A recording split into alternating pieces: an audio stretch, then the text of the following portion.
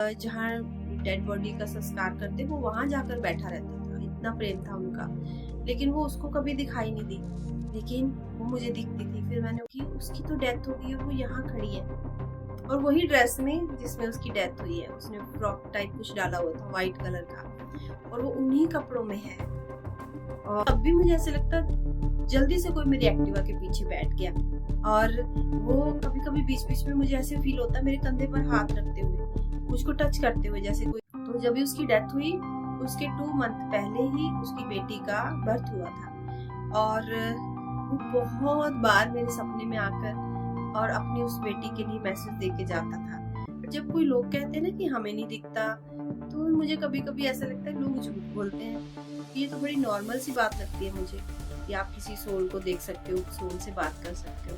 तो पर मैंने देखा कि वो जो कोई उसके कंधे को पकड़कर खड़ी है सोल, कोई उसके बैक साइड पीठ के साथ पीठ लगा के, आप यकीन करें कोई पर्सन ऐसे बैठा है और उसकी पीठ के पीछे ऐसे पीठ करके दो उसकी सोल कोई और पर्सन बैठा है, उसकी पूरी एनर्जी पीठ से खा रहा है उसके।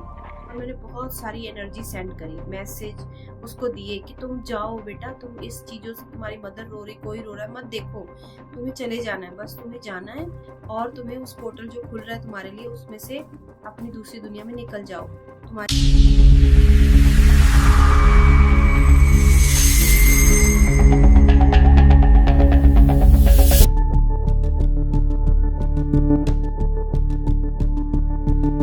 नमस्कार, मैं मीत सेठी और आप देख रहे हैं मीत सेठी 76 चैनल।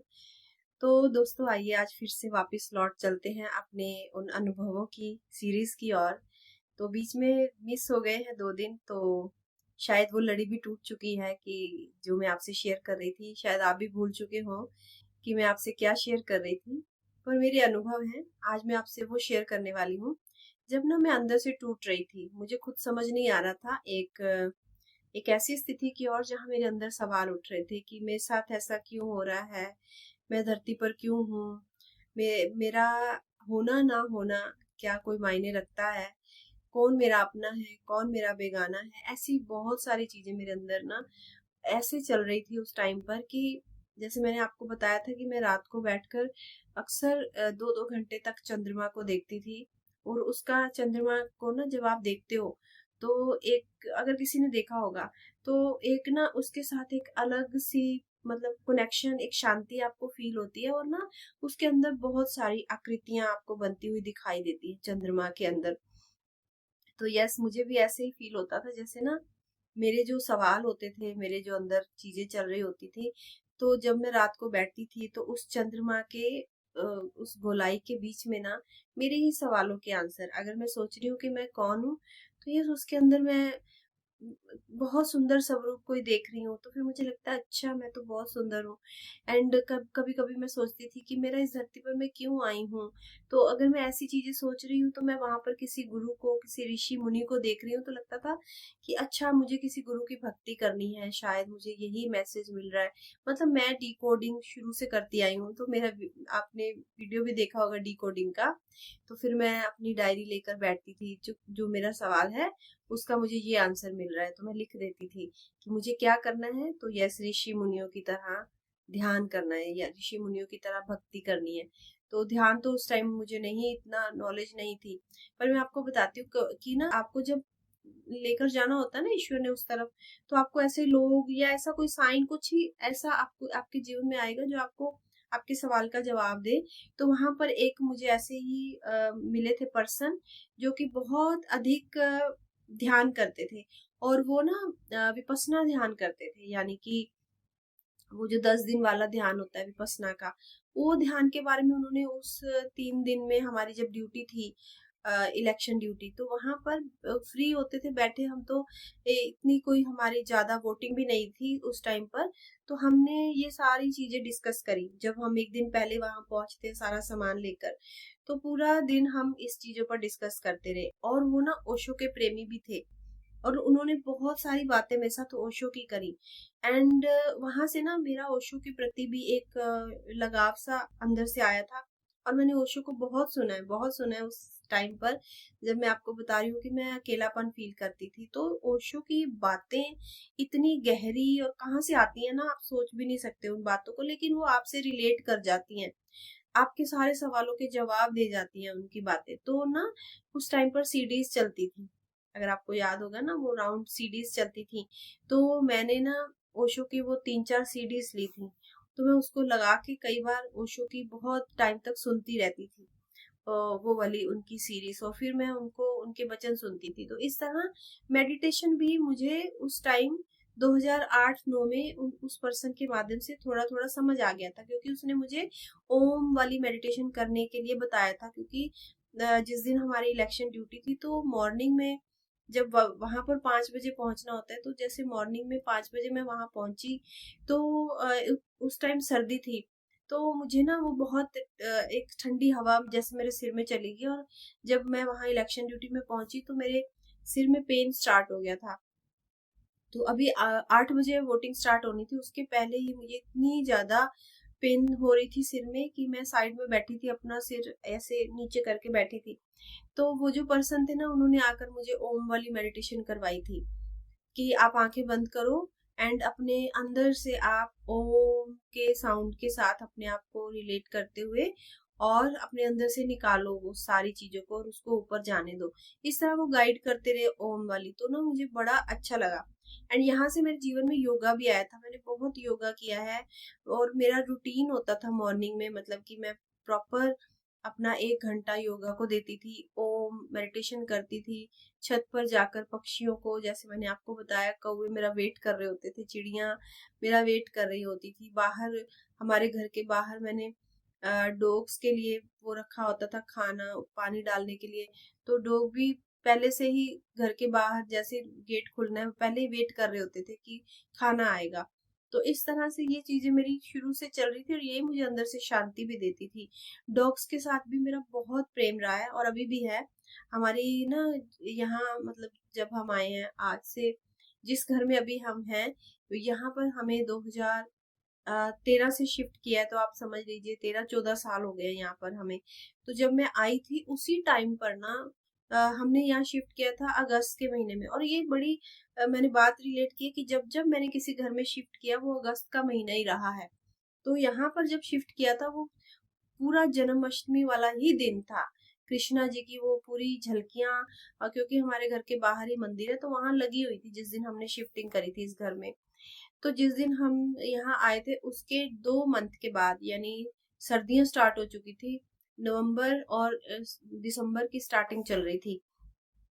तो कोई ना बहुत सारे 3-4 डॉग को एक उसमें डाल के, जैसे होता है ना, कोई पॉलिथीन में बोरी बोरी में डालकर ना हमारी गली में छोड़ के चला गया था।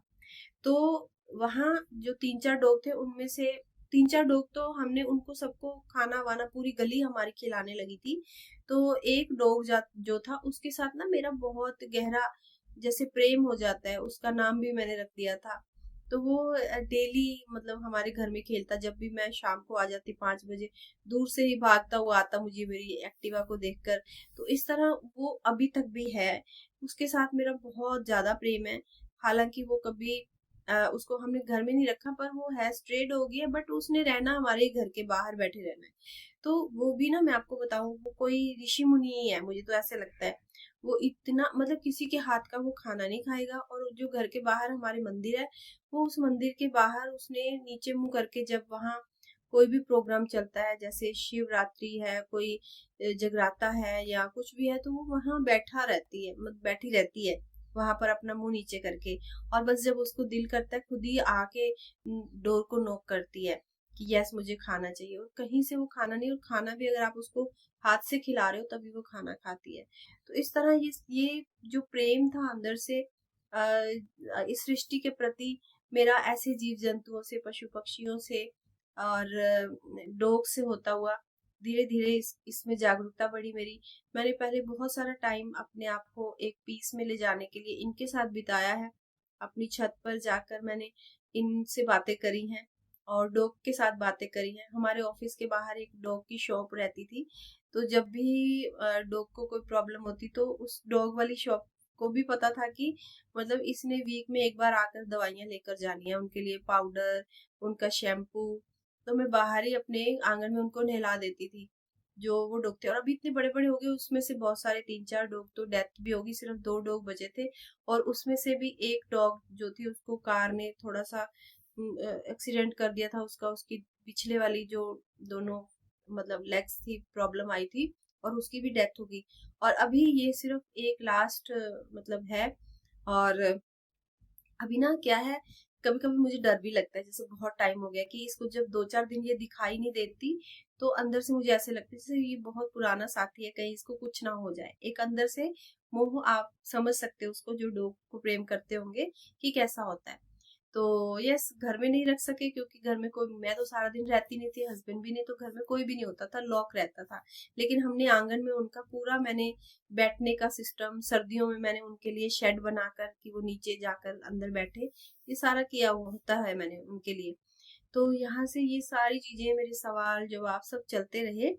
तो जो मैं आज आपको अपना एक्सपीरियंस बताने वाली हूँ ना, वो ना डेथ केस से जुड़ा है। जैसे हमारी ही फैमिली में बहुत क्लोज वन, और बहुत छोटी एज, जैसे अभी 20 भी नहीं पूरे हुए, आप समझ लो 19 की उसकी चल रही थी, उसकी डेथ हो गई लड़की की हमारी फैमिली में। तो उसकी उसके साथ ना मेरी बहुत बातें होती थी।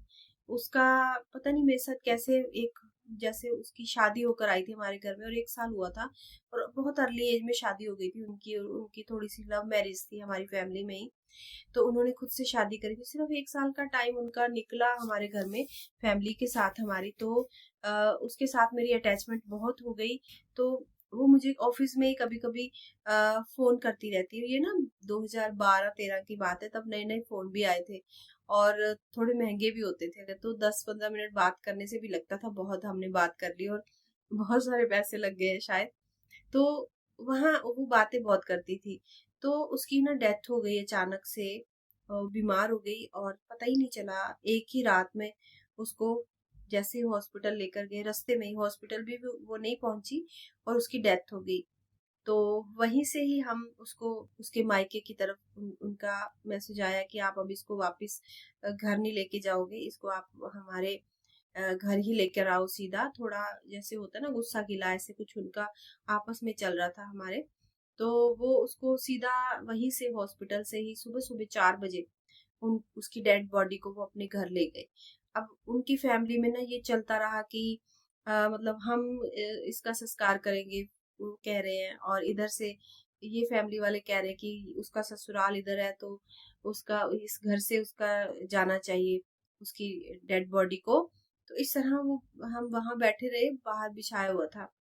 तो सुबह के 10 बज गए थे इसी डिस्कशन में उनकी। तो ये डिस्कशन करते करते क्या हुआ ना, मुझे लगा कि मैं रात को 2 बजे से 1 बजे से आई थिंक गई हुई थी हॉस्पिटल। तो जैसे होता है ना आपको कि एक आप अपने घर जाकर आए, थोड़ा देख कर आते हैं। तो मुझे लगा कि अभी इनका डिस्कशन तो बहुत लंबा जाने वाला है। तो मैंने अपनी मदर से पूछ कर कि मैं अभी 1 आवर में जाकर और स्नान करके और चेंज करके कपड़े, क्योंकि रात की नाइट ड्रेस ही डाली हुई थी, तो कि मैं आती हूँ। और मैं वहां से वापस आ गई। और वापस जब आती हूँ घर आकर, तो मैं अकेली हूँ घर में। एंड अपने मैंने स्नान किया, और मैं किचन में चाय बना रही थी। आप यकीन करें, जागती आंखों का एक्सपीरियंस बता रही हूँ आज आपको। मैंने आपको अपने सपनों के और ऐसे कुछ बताए हैं, ये जागती आंखों का एक्सपीरियंस है। तो मैं अपनी चाय बना रही थी, और मुझे लगा मेरे पीछे कोई खड़ा है। मतलब ना, हमारे, अगर आपने देखा होगा किचन से जो डोर है थोड़ा दूर है पीछे, तो मुझे ऐसे लगा कि उस डोर में कोई खड़ा है। तो मेरी तब थोड़ा थोड़ा तो डर होता था, अभी तो मैं बिल्कुल निर्भय हो चुकी हूँ। उस टाइम थोड़ा बहुत डर था। वो डर भी वो था कि मैंने रात से घर बंद था, तो अभी मैंने अगर यहाँ खोला है तो कोई अंदर पहले से तो नहीं बैठा हुआ, ऐसा कुछ डर था मेरे मन में। तो मैंने चाय बनाते बनाते धीरे धीरे धीरे अपना ना, मतलब अपने आप को पीछे की तरफ घुमाया, फेस को। जैसे ही मैंने फेस घुमाया, मैंने क्या देखा है, डोर के बीचों बीच में वही लड़की खड़ी है। जिसकी डेथ हुई थी। और मैंने उसको देखते से ही अपनी आंखें ऐसे बंद कर ली, उसको देखते से ही। और मुझे यकीन नहीं हुआ कि उसकी तो डेथ हो गई और वो यहाँ खड़ी है, और वही ड्रेस में जिसमें उसकी डेथ हुई है। उसने फ्रॉक टाइप कुछ डाला हुआ था व्हाइट कलर का, और वो उन्हीं कपड़ों में है, और सिर्फ मुझे देख रही है, मेरी तरफ सिर्फ देख रही है, जैसे ना कुछ कहना चाह रही हो, जैसे आपको कुछ बताना चाह रही हो। मेरी समझ से बाहर, क्योंकि मैं अभी इतनी अवेकन नहीं थी कि उन बातों को समझ पाती। बट यस, सोल्स मेरे से कनेक्ट कर जाती थी, ये मैंने बहुत बार नोटिस किया है। तो मैंने जल्दी से चाय चाय भी नहीं पी, मैंने वैसे के वैसे उसको ढका, अपनी चाबी उठाई, एंड मैं एक्टिवा लेकर अपने वहां पहुंच गई। हमारे घर से 3-4 किलोमीटर दूरी उनका घर था, जहाँ सब बैठे हुए थे। तो वहां जाकर मैंने अपनी मदर को बताया कि ऐसे ऐसे मैंने इसको देखा है वहां पर मम्मी घर में। तो मम्मी कह रही नहीं, तेरा डाउट है क्योंकि तू बहुत ज्यादा अटैच है उसके साथ, तो इसलिए है। मैंने बोला ठीक है चलो, हो सकता है। और फिर उसका संस्कार हुआ, जो भी पूरा दिन हमारा वहां लग गया, 4-5 बज गए। एंड फिर वापस घर की तरफ हम आ गए, मदर भी, मेरे मम्मी भी साथ ही आ गए, क्योंकि अभी दिल्ली तो कैसे लौट सकते थे वो। तो इस तरह सब आगे घर। तो यकीन करें, वो कितनी रातों तक, जब भी मेरी आईज खुलती तो वो रूम के किसी ना किसी कॉर्नर में मुझे खड़ी दिखती। और कभी कभी मुझे ऐसा भी लगा कि जैसे मैं लेटी हुई थी, और जब मेरी आईज खुली तो मैंने देखा वो मेरे पैरों की तरफ बेड के नीचे बैठकर, अपने हाथ ऐसे बेड पर रखकर मेरे पैरों के पास ऐसे बैठी हुई। आज भी मैं याद करती हूँ कि क्या रीजन था, क्या शायद यंग एज में वो चली गई थी, जिसके कारण वो आ रही थी कुछ बताने। मेरे से प्रेम था क्योंकि बहुत बातें करती थी कि हम ये शॉपिंग करने जाएंगे, हम यहाँ जाएंगे, इस मार्केट में जाएंगे, और इस वाले सीजन में अभी जो सर्दियां आएंगी हम ये खरीदेंगे।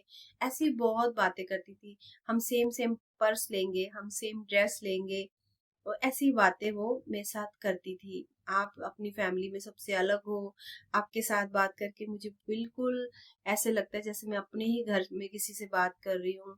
और ऐसे उसका प्रेम बहुत ही मेरे से हो गया था, बहुत ही ज्यादा। तो बहुत टाइम तक वो दिखती रही। एंड फिर मैंने अपने मन ही मन से ना ये बात करनी स्टार्ट करी। जब मैं सोती थी रात को तो मैं उसका नाम लेकर बोलती थी, सॉरी मैं यहाँ उसका नाम नहीं ले रही हूँ, तो मैं उसका नाम लेकर बोलती थी कि तुम्हें क्या हुआ है, तुम्हें क्या चाहिए, तुम जाओ, तुम अपने घर लौट जाओ, अब तुम्हारा यहाँ टाइम खत्म हो चुका है, तुम चली जाओ।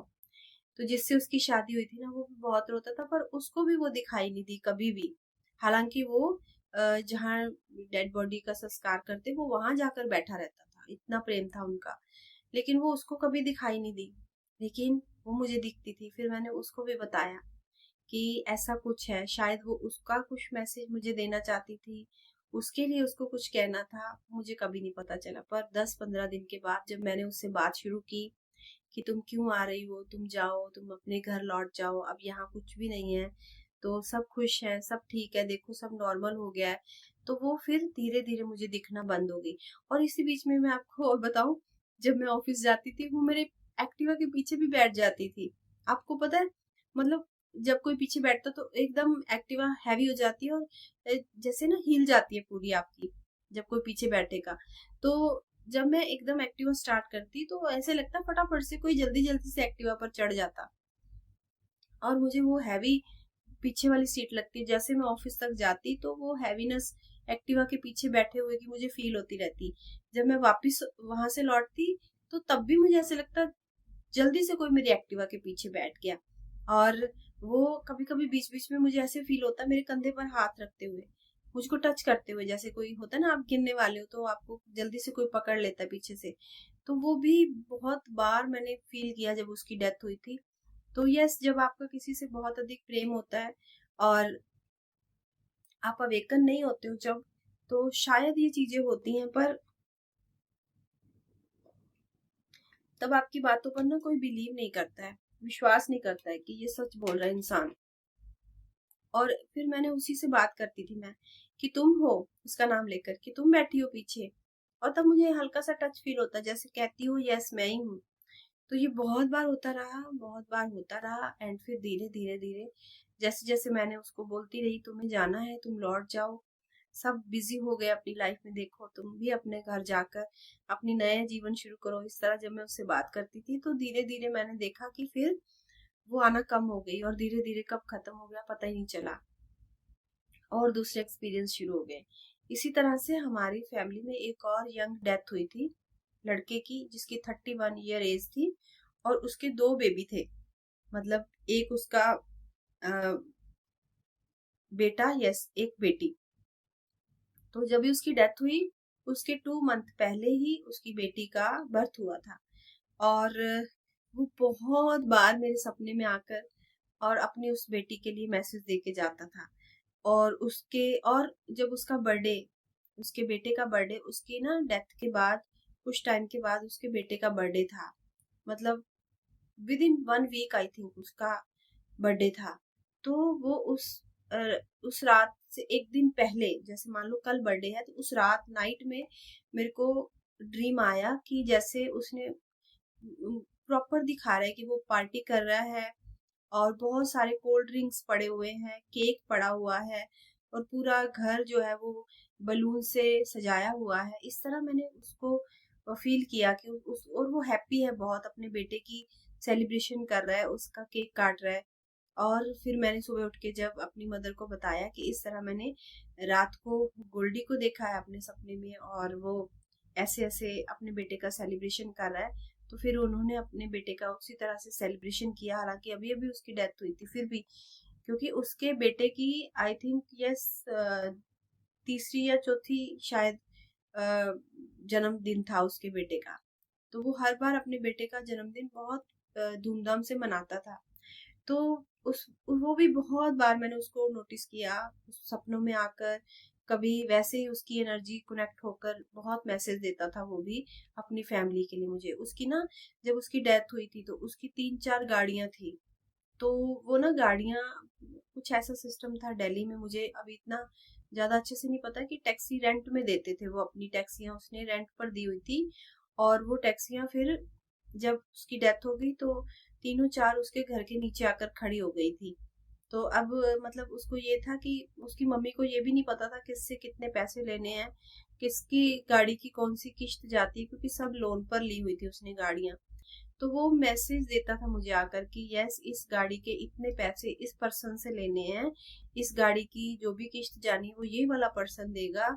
एंड वो मैसेज देता था कि मेरी मदर को बोलो कि ये वाली गाड़ी को सेल कर दो, बेच दो, ये मैंने पहले से ही सेल पर लगाई थी और इसको ये पर्सन लेना चाहता है, ये भी बताया उसने। तो जब मैं बताती थी सब हैरान होते कि तुम्हें कैसे आकर वो मैसेज दे रहा है। तो ये मैसेज आता था मुझे कि उसकी अपनी गाड़ियों की बहुत टेंशन थी उसको डेथ के बाद। और उसकी डेथ के वो जो दिन थे ना, वो टाइम था जब उसकी डेथ होने वाली थी, उससे पहले ना वो थोड़ा उसमें चला गया था, क्या कहते हैं उसको, उसको क्या लगा देते हैं, वो आर्टिफिशियल श्वास देते हैं।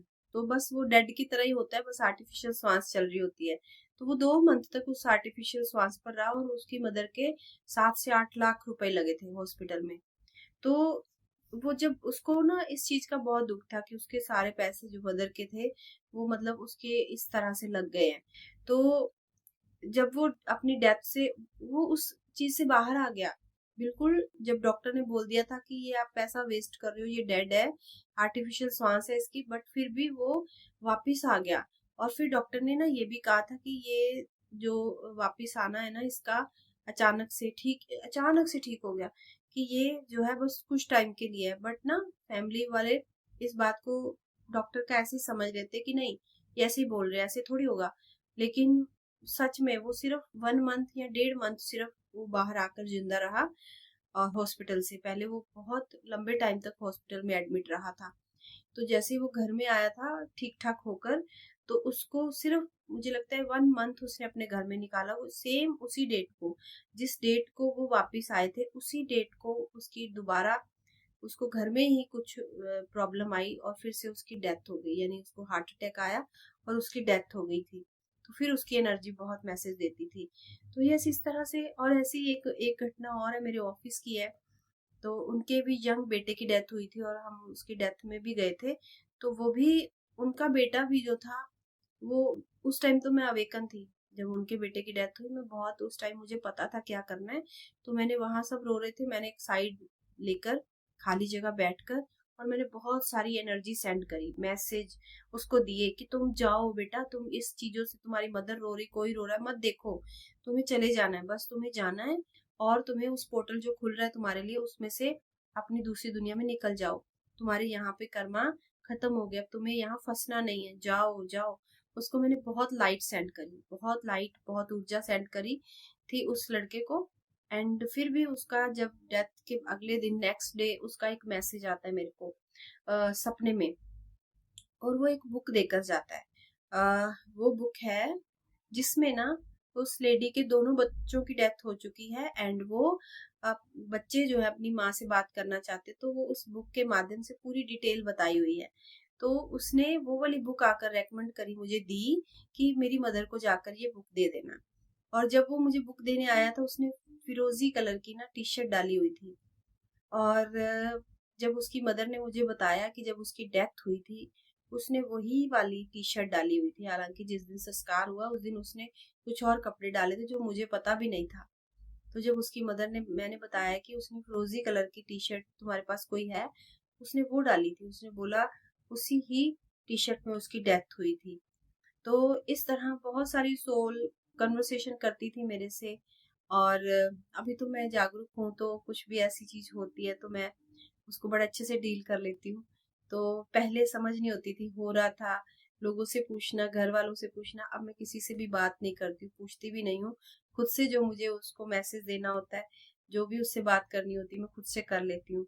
कुछ सोल को मैं अब ट्रीट भी नहीं करती हूँ, जब आती हैं तो मैं उनको वो एनर्जी नहीं देती हूँ, क्योंकि मुझे पता है कि वो हमारी एनर्जी के कारण ही हमसे जुड़ती है। जब आपके पास वो माध्यम होता है कि आप पहुंचा सको उनका मैसेज, इसीलिए वो आती हैं। तो यस, ये मेरे कुछ डेथ वाले एक्सपीरियंस, जब सोल्स में से कनेक्ट हुई, अपने मैसेजेस दिए। तो जब आपके अंदर, मुझे नहीं पता ये कोई, ये शक्ति है, कोई पावर है, मुझे नहीं पता। बट जब कोई लोग कहते हैं ना कि हमें नहीं दिखता, तो मुझे कभी कभी ऐसा लगता है लोग झूठ बोलते हैं, क्योंकि ये तो बड़ी नॉर्मल सी बात लगती है मुझे कि आप किसी सोल को देख सकते हो, सोल से बात कर सकते हो, जैसे मुझे दिख जाती है किसी भी। कभी कभी आप यकीन करें, कुछ लोग बैठे हैं, बहुत सारे लोग बैठे हैं, और उनके साथ जो सोल कोई किसी भी रीजन से, नेगेटिविटी से किसी भी तरह से जुड़ी होती है, मुझे वो भी दिख जाती है। बहुत सारी जगहों पर मैंने देखा कि वो जो, कोई उसके कंधे को पकड़कर खड़ी है सोल, कोई उसके बैक साइड पीठ के साथ पीठ लगा के, आप यकीन करें कोई पर्सन ऐसे बैठा है और उसकी पीठ के पीछे ऐसे पीठ करके दो, उसकी सोल, कोई और पर्सन बैठा है, उसकी पूरी एनर्जी पीठ से खा रहा है उसके। और कुछ को मैंने देखा कि जैसे कहीं पर हम गए थे, तो वहां मैंने देखा था बहुत 20-25 लोग अपने ट्रीटमेंट के लिए आए हुए थे। तो कुछ कुछ सोल मैंने देखी, छोटे बच्चे कंधों पर चढ़कर बैठे हुए मैंने देखे उनके। और एक तो छोटा सा बच्चा मैंने सिर पे चढ़ के बैठा हुआ देखा, जो कोई, कुछ लोग कहते हैं बहुत हैवीनेस, हमारे सिर में बहुत पेन हो रहा है, तो कभी कभी वो एनर्जी पूरी आपके सिर पर चढ़ी होती है। तो वो मैंने तब, ये चीज मुझे इसलिए पता है क्योंकि मैंने देखा। तो मैं हैरान हो रही थी कि वो इतना, मतलब हेल्दी बच्चा है, कोई मान लो कम से कम 6-7 किलो का तो रहा होगा बच्चा, हैवी। तो अगर वो आपके सिर पर लगातार बैठा होगा तो आप सोचिए कि आपकी क्या हालत हो सकती है। तो उसका वेट आपके अंदर, आपकी सोल को फील हो रहा होगा, तभी वो आपके अंदर सिर दर्द बनकर, टेंशन, डिप्रेशन, वो सब आपके अंदर चलती हैं। तभी कहते हैं सबसे ज्यादा आपके जो विचार है ना, इनके साथ कुछ कुछ आपकी एनर्जीज जुड़कर उनको नेगेटिव करती हैं। तो सबसे ज्यादा आपको अपनी शुद्धिकरण पर, अपने विचारों पर ध्यान देना चाहिए। और कभी कभी किसी किसी के शोल्डर पेन, लेग्स पेन, तो मैंने एक ऐसे भी देखा कि कोई पर्सन, जब हम कहीं बैठे थे, कहाँ बैठे थे मैं ये नहीं बता सकती, कहीं बैठे थे हम, मेरी मदर भी साथ थे। तो मैंने देखा कोई पर्सन आया, उसने अपने शूज उतारे, और उस शूज उतार के जब वो अंदर आ रहा, तो उसके पैरों के साथ लटकी हुई एक सोल चल रही है। वो चल रहा है और पीछे पीछे सोल ने उसके दोनों जो हमारी घुटनों के नीचे लेग्स होती हैं उसको पकड़ा हुआ है, वो पीछे पीछे उसके घिसटता जा रहा है, वो चलते हुए उसके साथ साथ। तो आप सोचिए अगर कोई अपने लेग्स के साथ किसी इतने हैवी वेट को खींच रहा होगा तो उसकी लेग्स में तो पेन होगी ना। तो ये जो भी आप देखते हो हम सब एक एनर्जी से कनेक्ट होते हैं। हम ये जितना भी जो जिसको हम, मेरे ग्रुप का नाम है इन्फिनाइट, तो वो जो इन्फिनिटी का साइन है ना, तो वो इन्फिनिटी इसी की है कि आप ऊपर की एनर्जी से जुड़ते हो और नीचे जब एक साइन आता है ऊपर एंड एक नीचे घूमता हुआ 8 बनता है जब, तो आप ऊपर से कनेक्ट हो और नीचे से भी कुछ एनर्जीज आपके साथ कनेक्ट हैं। और वो जो बीच में जहां आकर एनर्जी रुकती है घूमती है, वही बैलेंस अगर आप करते हो देन आप छूटते हो वहां नीचे से। वरना अगर नीचे वाला थोड़ा सा हैवी हो गया तो फिर आपकी एनर्जी लो चली जाती है और आप उस गलत आदतों में, जैसे होता है ना आपकी बहुत नशा करना या झूठ बोलना या ईर्ष्या करना, उस एनर्जी में रहते हो। और अगर आप बैलेंस करके थोड़ा सा अप हो जाते हो, उस पूरे 8 में नहीं जा पाते हो पर थोड़ा सा अप जाते हो, तो आप तभी एक ईश्वरीय एनर्जी को फील करते हो, भक्ति की तरफ जाते हो, आपकी स्पिरिचुअल जर्नी स्टार्ट हो जाती है। तो यस, यही एक, लेकिन जब आप पूरा घूम कर उस अनंत एनर्जी से जुड़ोगे, यही यात्रा है आपकी, जब आप ऊपर की तरफ जुड़ोगे जाकर, तभी आप उस अनंत ऊर्जा को फील कर पाओगे। और ये कभी ना रुकने वाली यात्रा है। इसी तरह ऊपर घूमकर आपको फिर से लौटना है, फिर से लौटना है और फिर से ऊपर जाना है। और ये जिसको हम कहते हैं शायद ये खत्म हो जाएगी, हम विलीन हो जाएंगे, मुझे ऐसा नहीं लगता। कभी भी ये जर्नी, ये यात्रा खत्म नहीं हो सकती, ये ऐसे ही निरंतर चलती रहेगी। और आज की हमारी ये जो वीडियो है ना, मुझे ऐसे पता नहीं क्यों लग रहा है कुछ ज्यादा ही मैंने बता दी हैं चीजें, बट यस ये इसमें आज मैं डिस्क्लेमर भी लगाऊंगी। कुछ लोग आएंगे जो इन चीजों को डिनाई करेंगे कि ऐसा नहीं हो सकता, बट मेरे जैसी कुछ अगर सोल है जो इसको फील कर सकती हैं तो उनको पता होगा कि यस ये सब चीजें होती हैं। तो उम्मीद करती हूँ वीडियो आपको अच्छी लगेगी, आप सीखोगे इससे कुछ ना कुछ, आपको समझ आएगी ऊर्जा के बारे में। और आपको फिर से मिलूंगी कल एक नई वीडियो के साथ। इसको शेयर करना, लाइक करना मत भूलिएगा, अपने कमेंट लिखना भी मत भूलिएगा, आपके कमेंट मेरी पावर है।